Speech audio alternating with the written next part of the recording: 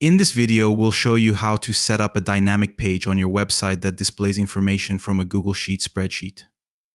Step 1. Create a page. First, create a page on your website and give it a name. For example, let's use apps. Step 2. Set up your Google Sheet.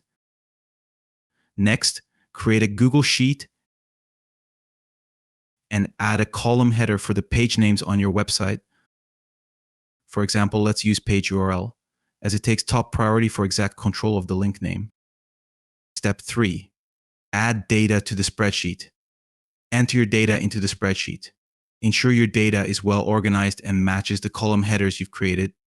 Please pay attention. Use spreadsheets with up to 3,000 rows to avoid critical loading speed issues, which could cause the page to freeze. Step 4. Publish the spreadsheet. Publish your spreadsheet as a CSV file. To do this, go to File, Publish to the Web, select CSV format, and copy the resulting link. Step 5. Link the spreadsheet to your page. In your website's page settings, add the CSV file URL to the source field and save it.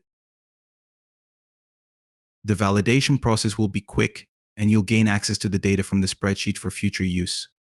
Step 6. Set up your page. It's crucial to follow the syntax.